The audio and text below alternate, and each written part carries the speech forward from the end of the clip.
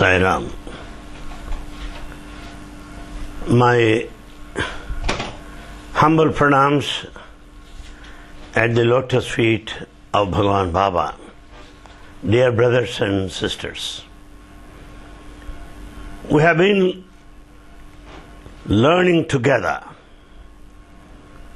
We have been sharing with each other some of the concepts, certain ideas on the topic self-enquiry. It is in this direction. Let us try to investigate, explore some other dimensions on the topic. Now, if you attend any spiritual discourse, we often come across certain words used by scholars, pundits, or spiritualists. What words they use? Pancha karmendriyas, 5 senses of action. Pancha jnanendriyas, 5 senses of cognition. Pancha pranas, 5 life breaths. Senses. Pancha koshas, 5 life sheaths. These are all the words that people use. Apart from that, the scholars also use certain other words like Jagrat, waking state, Swapna, dreaming state, Sushupti, deep sleep, and words like Visudu, in the waking state, Taijasa, dreaming state, Prajna, deep sleep state. These are all the words, my friends. What is Ramana Maharshi opinion? What does Baba say about it? Simple thing. All these words, jugglery of words, all these definitions, or spiritual jargon, or spiritual nomenclature, words, technical terms, will not help you. When we go on reading them, getting them by heart, and repeating on every platform, may help me to get a title that I'm a scholar, may help me look like a saint or a knowledgeable man, but that will not help me, that will not help you. Simple example. If you know 5 senses, what do you get it? If you know 5 life sheaths, what do you get it? They are already there in existence. An example. If I mop the floor, try to remove the whole dust, then the whole floor is clean. Come on, clean it. Then you'll find a clean flooring. Right? Similarly, when you come out of the 5 senses of action, come out of the 5 senses of cognition, remove 5 sheaths, you know the self, their underlying reality. So what is the fun of knowing this dust? All the dirt you clean need not be analyzed. Because you throw the dust, you throw the dirt. Similarly, the reality which is beyond the body, which is beyond the mind, which is beyond the senses, beyond 5 life sheaths, that reality is to be known. That reality is to be experienced, not these coverings and not these senses. It is like a dirt. Analysis of the dirt will not help you.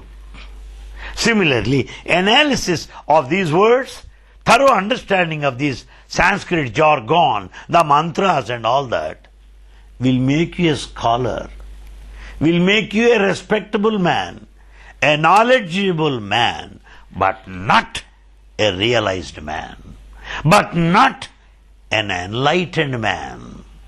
So, who is an enlightened man? Who is a realized man? Who is a spiritual man? Not a scholar, not a man of knowledge, the one who experienced the reality, the one who is in the reality, the one who has known and experienced his true self, the cosmic self, the universal self, the divinity, Atma. He is the real man of wisdom. He is the real spiritual man, not necessarily a scholar. That's what it is said. Then, some people will say, will come to Swami, Swami, I want liberation. I want liberation. Then Swami smiles and says, you want liberation? I say, where is it? We'll buy in the market outside. Liberation is sold there. In which shop is available? You go and buy. My friends, we are foolish by putting that question, I want liberation. Where is liberation? Do you want liberation for the body? It has to be dispatched someday or other. Body will leave you, though you don't want to leave the body. You want to live in the body, you don't want to leave the body. You want to live there in the body, you cannot. Body will leave you. It has to be left. Because birth and death. Birth, growth and death are the common features of the body. So how do you expect liberation for the body which is bound to be left or dropped? Then you want liberation for the mind? No. Because mind is bundle of thoughts. In spite of your repeated effort, thoughts go on coming and going. Like Hong Kong airport or New York airport or something. So busy. Mind is a market. You want liberation for the mind, which is always unsteady, which is not real, which disappears in the deep sleep? Why? You want liberation for the mind? Body is gross. You want liberation for the body, which is sure to die? Mind is subtle. You want liberation to the mind? No. Because it is non-existent in deep sleep. Then, who wants liberation in you? Is it your body? Is it your mind? Who wants to be liberated? Who wants liberation? You may say, Swami, myself wants liberation. What self? True self, Swami. What is true self? My Atma, Swami, it is liberated already. Atma is the other name of liberation. It need not be liberated. You think that it is in bondage. Why? Because of the false I. Because of outer I. Because of temporary I. Because of the mind. You think you are in bondage. No, the real self is already liberated. You don't need to ask for liberation. It is already liberated. What you need to do is to be aware of that. To know that, that's what you are supposed to do. That's all what Bhagavan has said in this context. Some people use this word sakshatkara. Sakshatkara, manifestation. Some people say, self has manifested. I have seen the manifestation of the self. It is wrong. It is wrong. Why? It is only the self that is present. Simple example. I am Anil Kumar. If I say, Anil Kumar manifested in front of me. Well, you'll think that he's a crazy man or a mad fellow. I cannot manifest to myself. I am that. I am Anil Kumar. How can Anil Kumar manifest here? I am only one here. How can I manifest? So only self, Atma, is the only reality. All the rest is your imagination. All the rest is false. All the rest is illusion. It is a delusion. It is not real. It is false. The self is truth. The Atma is truth. It is eternal. So words like manifestation of the self is ridiculous. It has no meaning at all. Then, what is Atma? Another question. Some say, sir, knowledge is self. Wisdom is self. Jnanam, knowledge, is Brahman, the self. That's what they say. It is also wrong. Simple example. I know that this is paper. I know this is file. This is a file. This is a paper. I know that this is not a paper, but a file. So I know what it is. I also know what it is not. I know this is paper. I also know that it is not a file. This is not a chair. This is not a table. This is only a paper. Means I know what it is. I also know what it is not. So what do I know? I know what it is. I also know what it is not. Therefore, to know what it is jnana, knowledge. And if you do not know anything, it is ignorance. Suppose simple example. If you ask me, Anil Kumar, you know physics? I don't know. I know that I don't know physics. I know that I do not know physics. I know I do not know computers. This is ignorance. I know botany.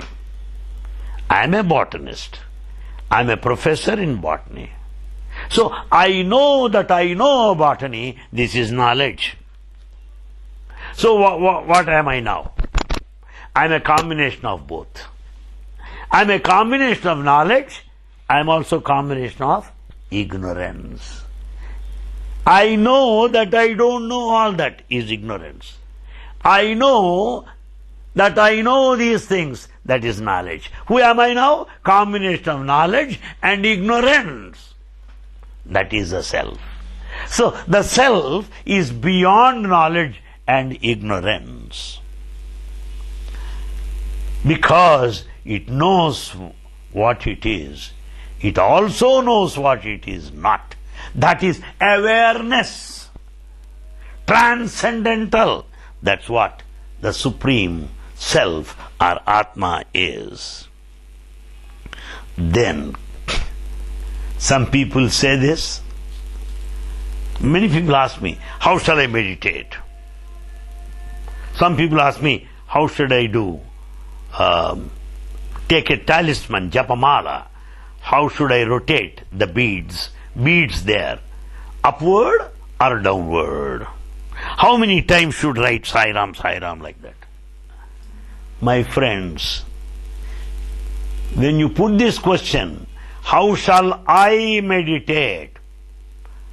How shall I meditate? This I is false I. False I, illusory I. So whatever you do with your mind again. The false I is the mind, ego.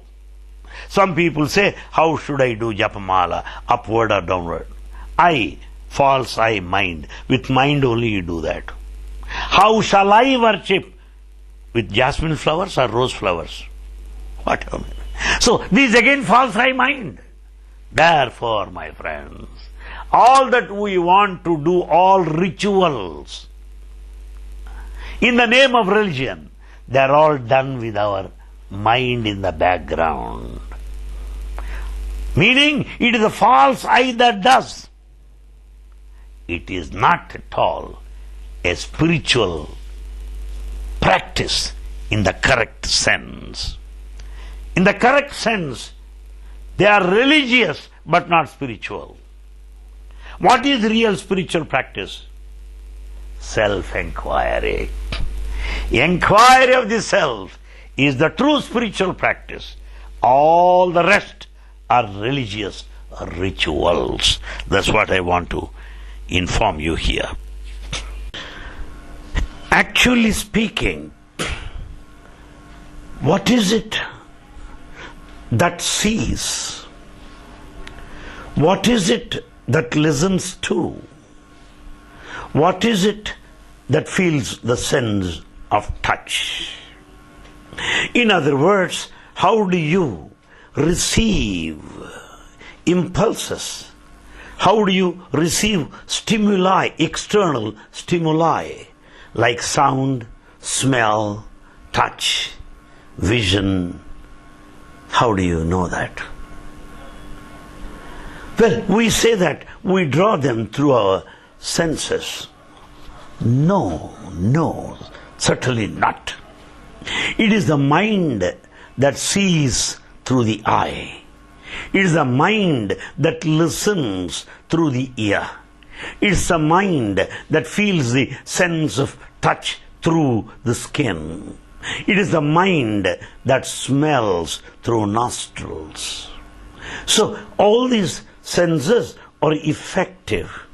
All these senses respond to external stimuli because of constant monitoring, constant spearheading by the mind. So we have to understand here that the mind monitors, that mind masters all these senses. Then the question is, how about the consciousness, the Atma inside, about which we have been speaking a lot? The answer is quite simple. The consciousness is only witness. It is neither active nor passive. It neither listens nor remains silent. It is just a witness to what has been going on outside. That we have to understand it.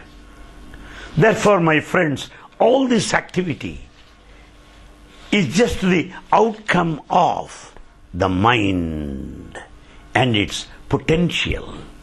It is the mental potential that manifests, that blossoms in the form of different human activities. Then I would like to draw your attention to another point. I have been talking to you a while ago on the three states of awareness: the waking state, the dreaming state, and the deep sleep state. I also remember to have told you that in the deep sleep, body is totally inactive, unconscious, lying on the bed. Mind is passive, silent, inactive. It is only the consciousness that remains as an eternal witness. Therefore, when we get up next morning, after deep sleep, we say we feel fresh and active. That is an expression of blissful state. Now, my question is this. This deep sleep is a natural experience to everybody. You may belong to any country. You may be a scholar or a scientist or a businessman or an illiterate, employed or unemployed, man or woman, young or old. We all experience this deep sleep naturally, without any effort. But that is not anything to do with the spiritual experience.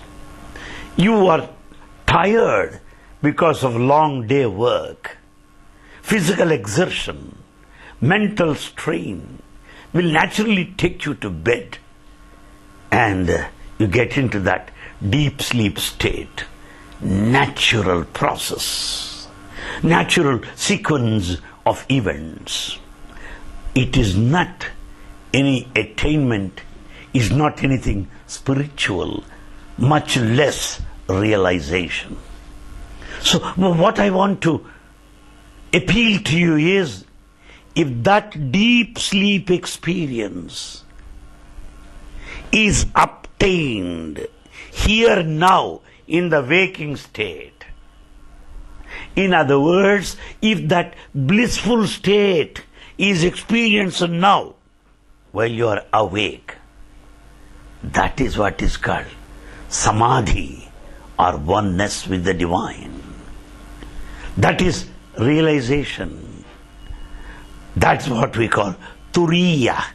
Turiya meaning the ultimate, the blissful state of experience while you are awake. That is the point. That which is natural in the deep sleep is experienced in the waking state itself. By withdrawing your mind, by going to that state of thoughtlessness, you experience that ultimate. That's what is called turiya, which is the other name of Atma or consciousness. This is a point that all of us should try, should aspire for. How to be blissful in this waking state? How to attain that deep sleep experience in this waking state is only to be thoughtless, only to withdraw the mind by remaining a witness to your own thought. When you are a witness to your own thought, the thoughts will disappear, thoughts will vanish, the mind becomes empty. That is the blissful state. Therefore, what is the ultimate goal of life? What is my reality? After all, I may feel that my reality lies in my personality, my height, my weight, the complexion, our mental state, our intellectual understanding. That's what I mean, what I am. But it's not so, my friends. The reality lies in knowing your true self. That is the purpose of life. No animal can know what it is. No tree can know what it is. No other creature in this creation can never know their true identity or the reality. It's only the human being who can know his true self, the reality. If it is not known, the whole life is misspent. A golden opportunity of being a human being is misused. A great blessing of a human life conferred upon us is just wasted. Throwing pearls in front of a swine. Let's not waste this opportunity of human life. This is an appeal. This is what self-inquiry is all meant for, is all about. To know yourself, your reality, that you are consciousness, that you are the witness, and that you are not the body and the mind, in any case, by any standard. In fact, it is our obligation, it is our responsibility to work in this direction, to experience that transcendental consciousness, or Atma. That is our duty as a human being. All other duties are for our living, while this main duty is for life. Or else we have failed in our duty. In fact, let us know one important point. You talk to anybody, no one seems to be satisfied. No one seems to be totally happy. Everyone has some complaint, regrets, or repentances. Something or other. Something or other is bugging the mind of everyone. So life is not happy. We are not enjoying our life. We are not spending our life blissfully for what it is meant for.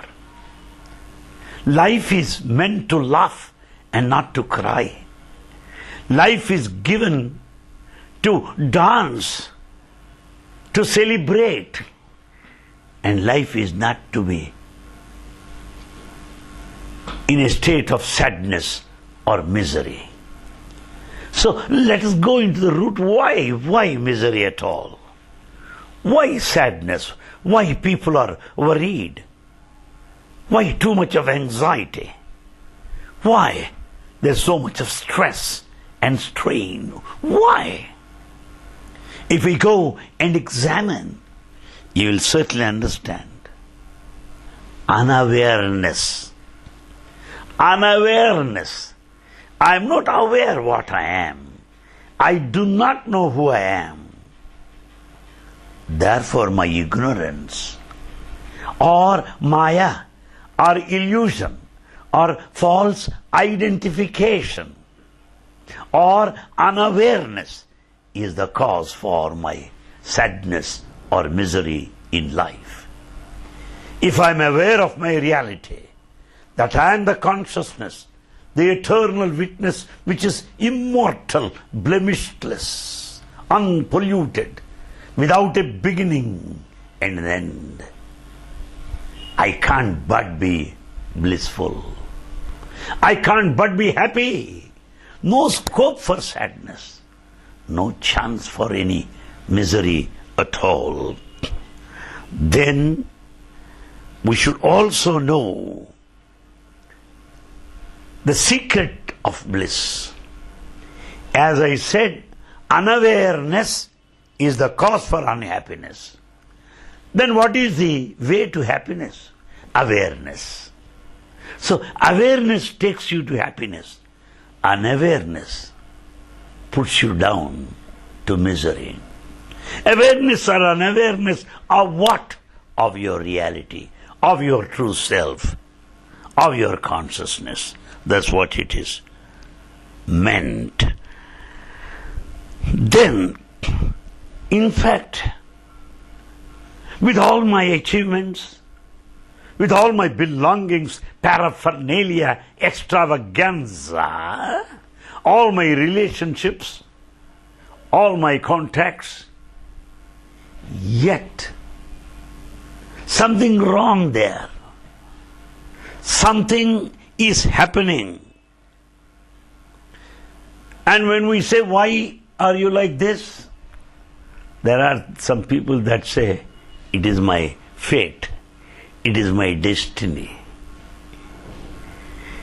The destiny which is preordained, the fate inescapable, is the cause for my suffering. My friends, you are mistaken. Don't blame your fate. Don't escape in the name of destiny. No. Everything lies in your awareness. Everything focus on the self. If you focus on the self, the reality, everything is gone. No question of destiny. No question of fate.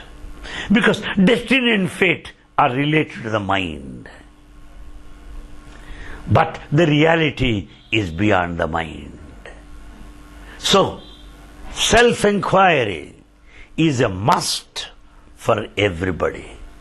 More so to every spiritual seeker and an aspirant. In life, we have some friends and we have some enemies also. I say that he is my enemy.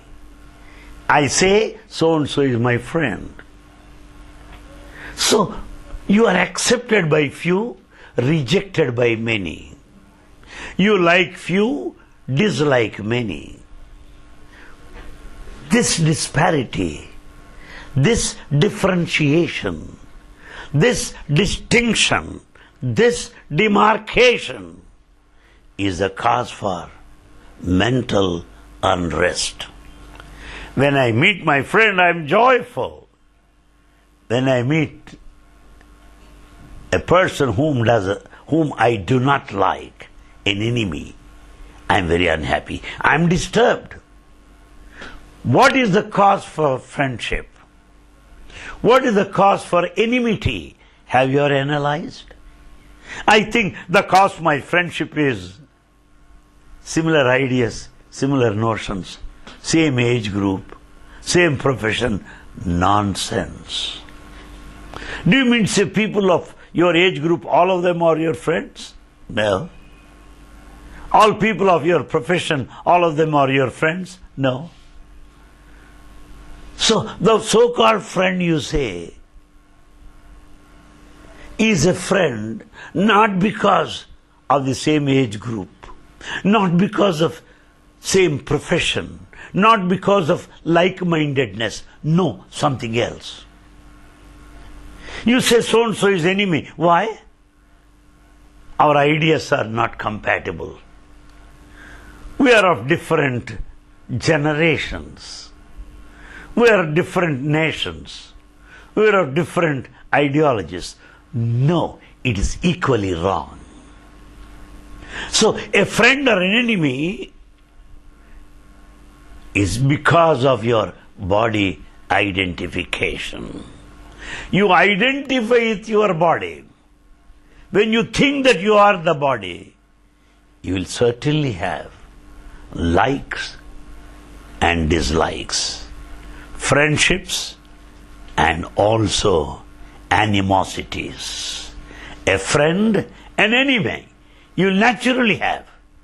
Therefore, this kind of dual relationship, positive, negative groups of people I have, is my own making. It is my body identification or deha abhimana. Deha, body, abhimana, identification is the cause for this. We cannot blame anybody outside. In fact, question yourself. Is there anybody to like? Is there anybody else to hate? Only God is one. Same God is in everyone. How do you say, I like him, I dislike him, when same God is in everyone? God is the one without the second. So there is no other to like or dislike. You are the many. You are the many. You have manifested into many. The single self manifested, blossomed into many. Just as you find your own reflection in several mirrors around, you see the same self in all. There is no second. When there is no second, only one. Ekoham bahusyam. One into many. When that comes to experience, there is no enemy, nor a friend either. That is the secret. My friends, I want to tell you another misnomer, misconception. We say so-and-so is a man of letters. We say man of knowledge. We say a respectable man, a well-read man. My question is, what is true knowledge? What is correct knowledge? Is it accumulation of information? No. Is it memory? No. Is it recapitulation? No. Is it ability to communicate? No. Then what is true knowledge? None of these. True knowledge is the one which will help you to get rid of, to dispense with body identification.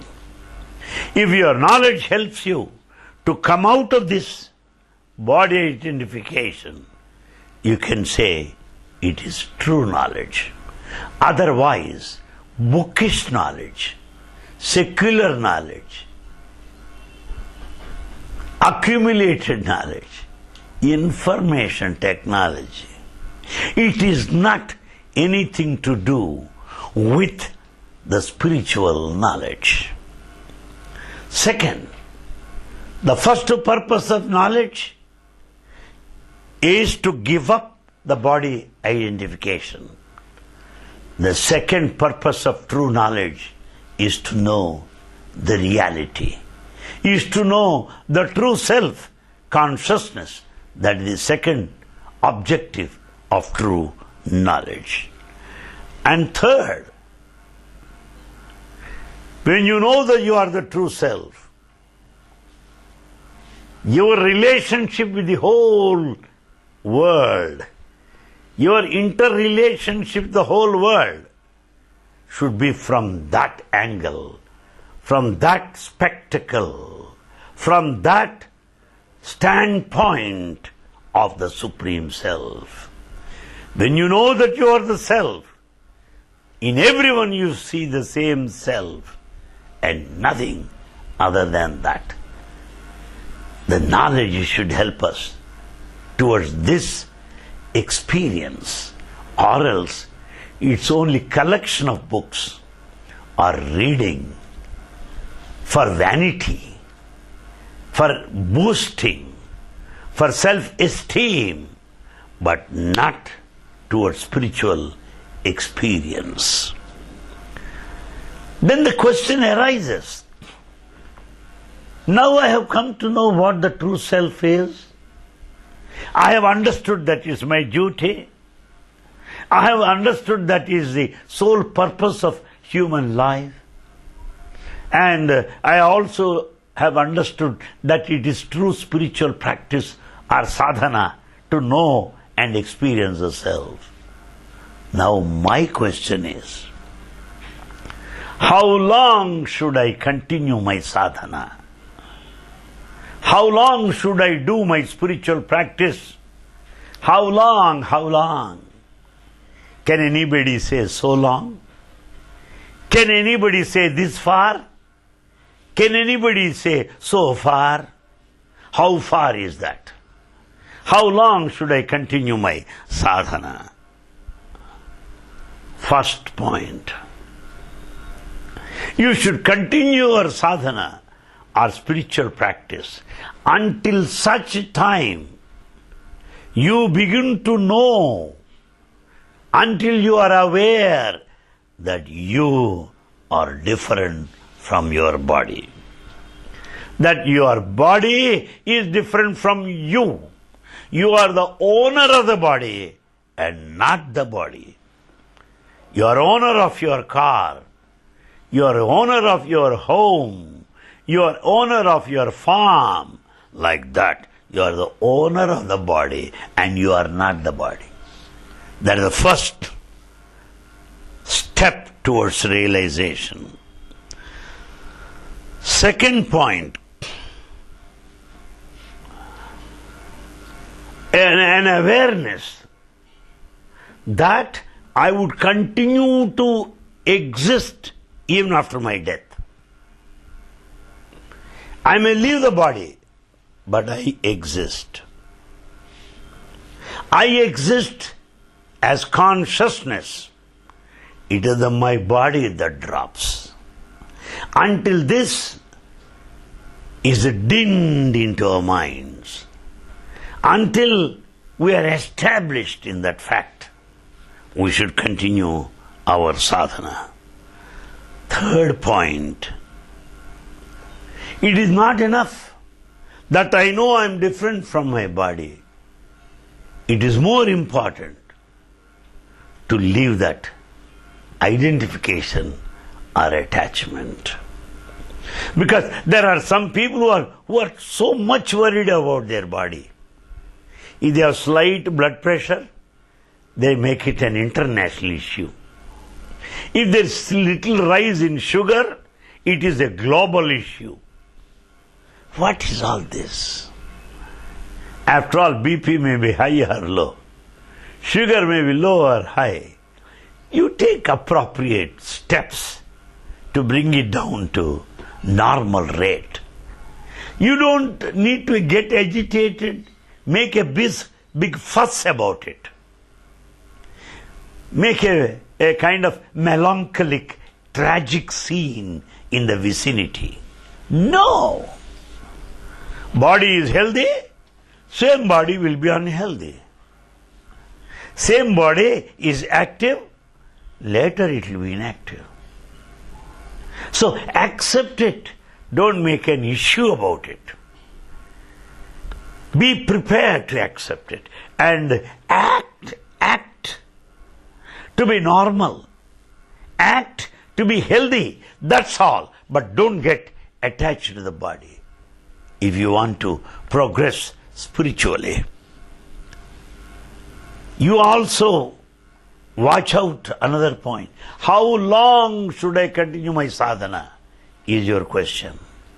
How long means what do you mean by that? You mean time? 1 hour? 2 hours? A month? Or a year? You mean the time duration? How long? After all, my friend, there is no time for information. Mind is the time. Time is the mind. Therefore, don't bother about your watch and the time. How long should I do this self-inquiry? How long should I meditate? No! Time is just the mind.